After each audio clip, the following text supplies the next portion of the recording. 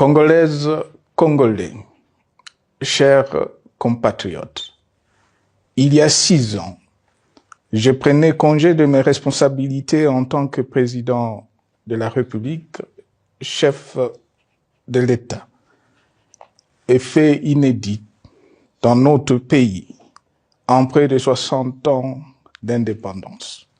J'ai passé pacifiquement la main à un nouveau chef d'État. Depuis lors, je m'étais imposé un strict devoir de réserve, y compris quand j'ai fait l'objet, directement ou par mes proches interposés, de provocations, de déni de droit, d'humiliation, d'imputations dommageables et d'autres multiples atteintes à ma dignité.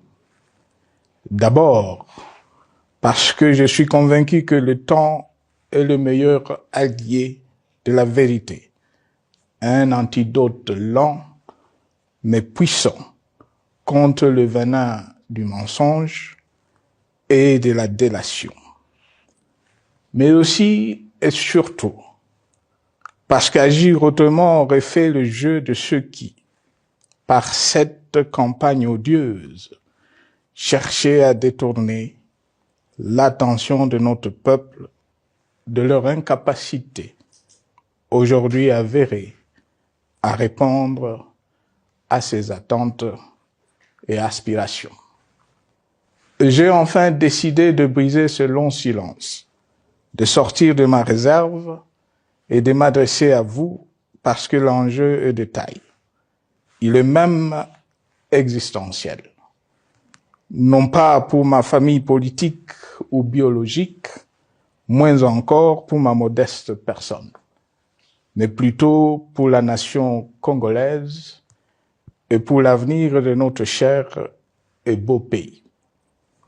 J'ai décidé de briser le silence parce qu'au vu de la situation que traverse notre pays, continuer à me taire m'aurait rendu poursuivable devant le tribunal de l'histoire pour non-assistance à plus de 100 millions de compatriotes en danger.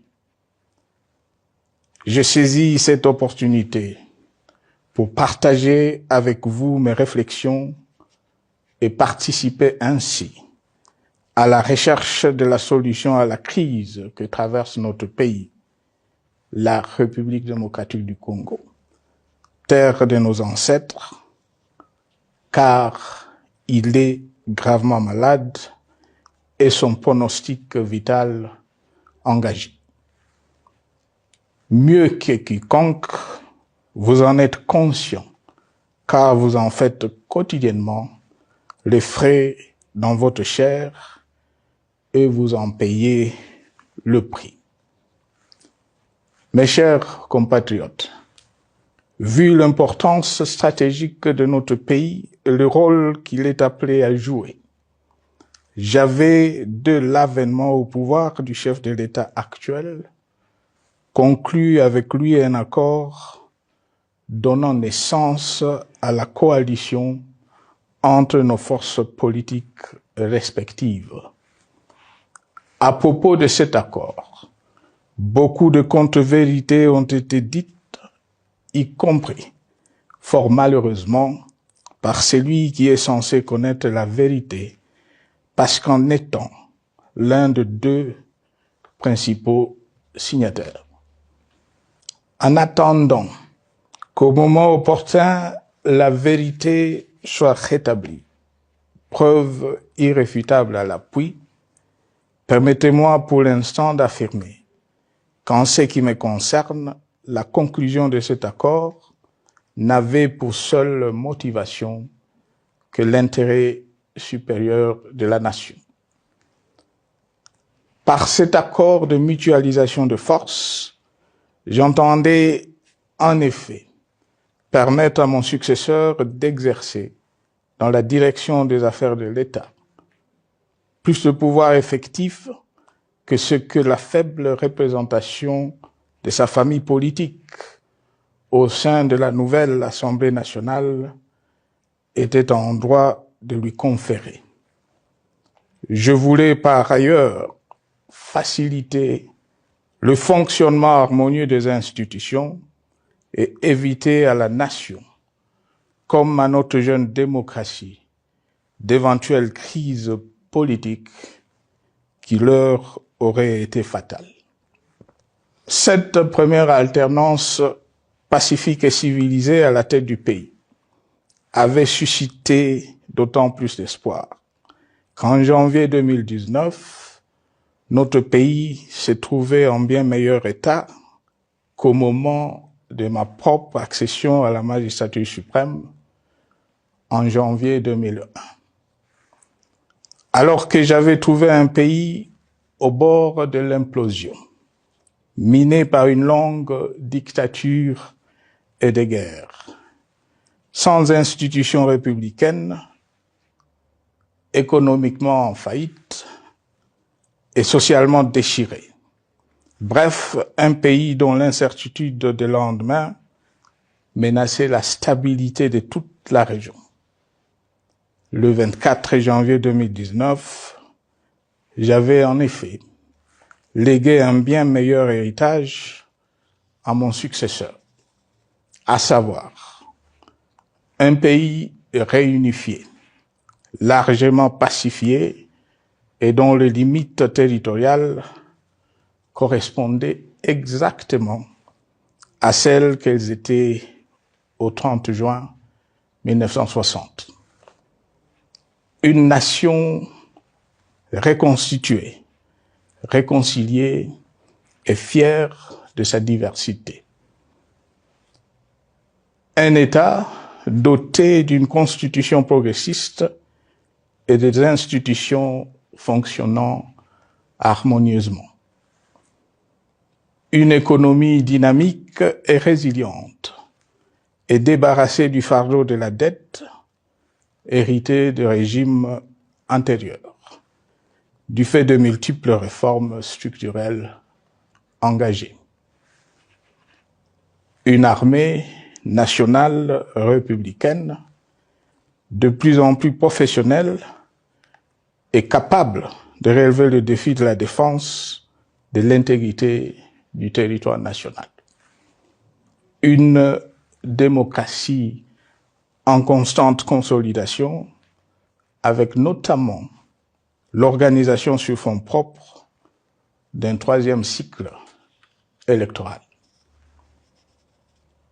Le cœur serré, je constate qu'à peine 6 ans après, ce bel héritage en indivision, légué à l'ensemble de notre peuple, a été complètement dilapidé par celui qui en avait reçu la garde. Que notre pays offre un spectacle de plus désolant et qu'il suscite d'autant plus de désespoir au sein de notre peuple et de pitié et de moquerie à travers le monde, que l'inconscience de ses dirigeants ne permet aucun espoir de redressement.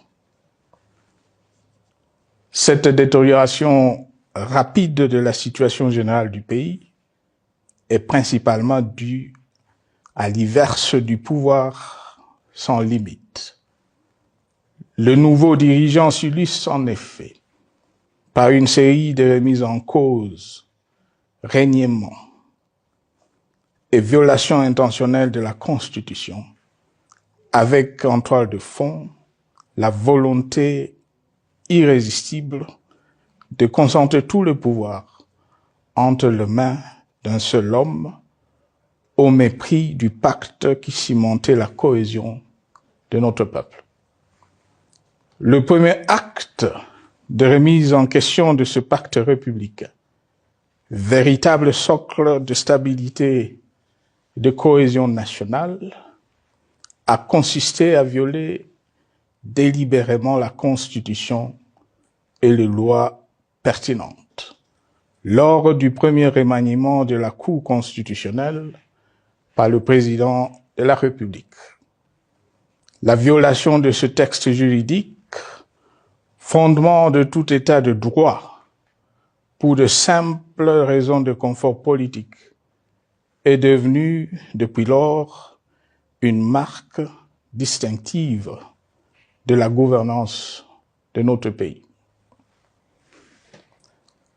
Dans le même esprit, en décembre 2020, il fut organisé un coup d'État institutionnel à la suite du renversement en pleine mandature d'une majorité parlementaire, pourtant dévolue par le peuple souverain, ainsi que le gouvernement qui en était issu. S'en sont ainsi suivis la nomination illégale de membres de la Commission électorale nationale indépendante, ainsi que le simulacre des élections de décembre 2023, organisées en violation du cadre juridique et de normes internationales pertinentes, qui, par une ampleur sans précédent de la fraude, ont amplifié l'illégitimité des institutions et de leurs animateurs. Le coup de grâce a été donné par l'annonce du projet de changement de la Constitution, un projet dont la réalisation liquiderait totalement le consensus national de Sun City.